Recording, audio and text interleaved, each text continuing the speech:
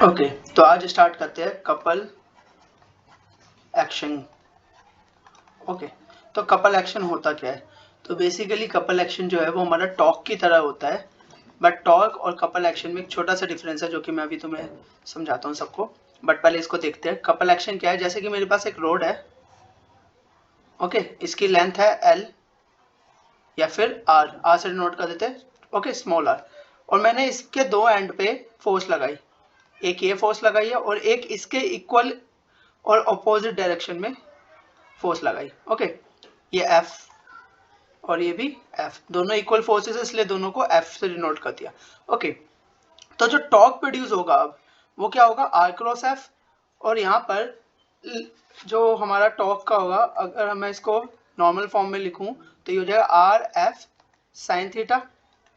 Okay, और theta क्या है? यहाँ पर थीटा एंगल है, ये हमारा आर डायरेक्शन है, ओके, और ये हमारा एफ है, तो ये थीटा है हमारा।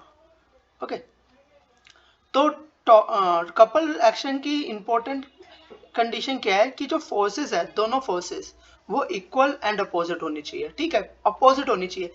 अब जरूरी नहीं है कि ये एकदम परपेंडिकुलर ही होनी चाहिए थी। लाइक ये अगर मैं फोर्स लगाता इस डायरेक्शन में, ओके, ऐसे, तब भी ये कपल फोर्स एक्शन का एग्जांपल है। और अगर मैं फोर्स इस डायरेक्शन में लगा रहा हूं तब भी ये कपल फोर्स है। ओके, बट कंडीशन क्या है कि दोनों फोर्सेस इक्वल एंड अपोजिट होनी चाहिए। इट डजेंट मैटर कि आप कितने एंगल पे इन फोर्सेस को अप्लाई कर रहे हो। ओके, यहाँ पर एंगल कितना है आपका डजेंट मैटर। बस एंगल से क्या होगा? बेसिकली जितना आप एंगल आपका कम होगा, अच्छा, ये वाला जो है हमारा 90 डिग्री का एंगल है, और जैसे जैसे आप अंदर की तरफ बैंड करोगे फोर्स को तो एंगल थीटा की वैल्यू कम होती रहेगी, less than 90।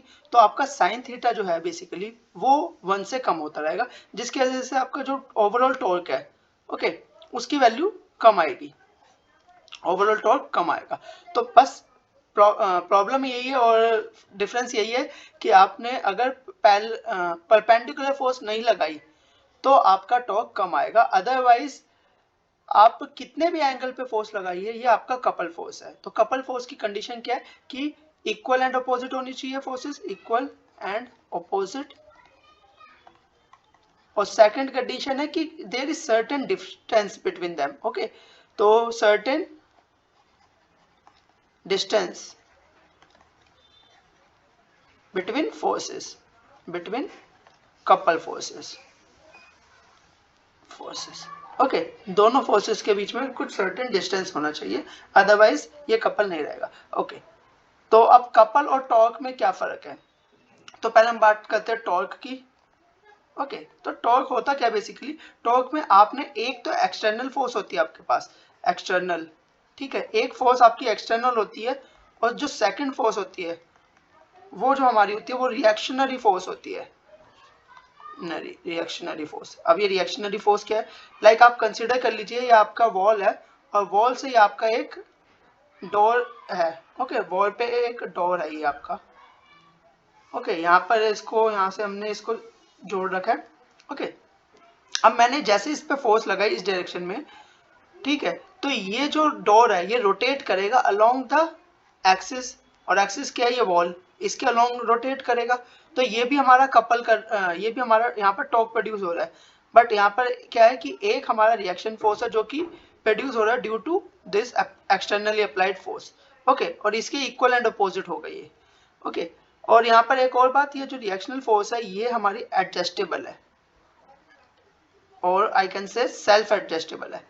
Self adjustable means it can change its value according to the external force. Okay, so this is the torque. But in case of couple force, couple action, both forces, both second हमारा, both forces are external. Okay, both forces are external. Couple में हमारा दोनों forces क्या होती है? External होती है। चलो कपल की आप कुछ कंडीशंस देखते हैं, होप ये आपको समझ आ गया होगा। तो कपल की कंडीशंस क्या है कि आपका केसेस पढ़ते हैं।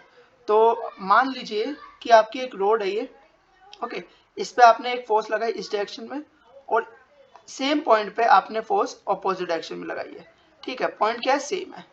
तो इस कंडीशन में कपल क्या हमें रिजल्ट देगा, तो इस कंडीशन में जो आपका नेट फोर्स है, ओके, समेशन ऑफ फोर्स 0 है, क्योंकि फोर्सेस क्या इक्वल एंड अपोजिट है, ओके।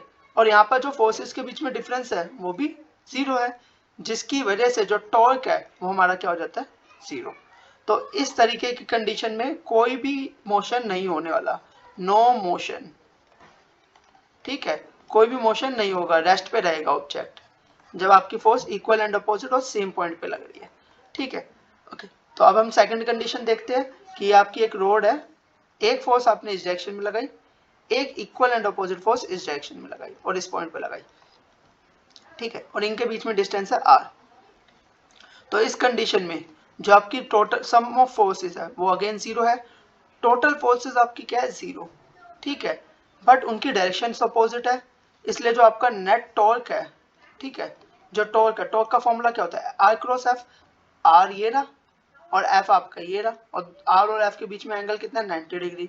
आप कोई भी फोर्स ले लीजिए और फोर्स और आपको डिस्टेंस के बीच में एंगल देखना है, ओके, वो 90 डिग्री है, तो आपका टॉर्क जो है, समेशन ऑफ टॉर्क, वो नॉन जीरो है यहाँ पर। तो इस कंडीशन में क्या होगा, इस कंडीशन में क्या होगा, आपका रोटेटरी मोशन होगा, रोटेटरी मोशन। रोटेटरी मोशन मतलब आपका जो ये रोड थी ये अपने ही पॉइंट पे रोटेट करेगी, यानी कि अपने सेंटर ऑफ मास पे रोटेट गई, ये सेंटर ऑफ मास है, इसके अलोंग रोटेट करेगी, ओके। तो आपका मोशन यहाँ रोटेटरी मोशन हो गया। थर्ड एग्जांपल हम लेते हैं, ये आपकी रोड है, आपने एक फोर्स इस डायरेक्शन में लगाई, दूसरी फोर्स भी इसी डायरेक्शन में लगाई है, ओके। या फिर हम इसको ऐसे ले लेते हैं कि आपने दोनों फोर्सेस जो लगाई है, इसको हटाते हैं, ये F1 है और ये F2 है। तो इस कंडीशन में क्या होगा, आपका जो दोनों फोर्सेस है, F1 जो है हमारा F2 के इक्वल नहीं है, ठीक है। तो इस कंडीशन में क्या होगा, summation of F is not equal to 0, okay, but R आपका 0 है, क्योंकि दोनों फोर्सेस में जो डिफरेंस है वो 0 है, दोनों फोर्सेस के पोजीशन में जो डिफरेंस है वो 0 है, जिसकी वजह से जो टॉर्क है आपका वो क्या हो जाएगा, 0। तो इस कंडीशन में क्या होगा, ये रोटेट तो करेगा नहीं, रोटेटरी मोशन सिर्फ टॉर्क की वजह से प्रोड्यूस होता है, बट नेट फोर्स जो है वो नॉन जीरो है, जिसकी वजह से ट्रांसलेटरी मोशन ये शो करेगा, ट्रांसलेटरी मोशन, ओके। ये रोड जो है ट्रांसलेट करेगी, वो भी किस डायरेक्शन में, जिस डायरेक्शन में फोर्स ज्यादा है। इफ F1 ज्यादा है तो ये डायरेक्शन में मूव करेगी रोड, और F2 ज्यादा है तो इस डायरेक्शन में मूव करेगी रोड, ओके।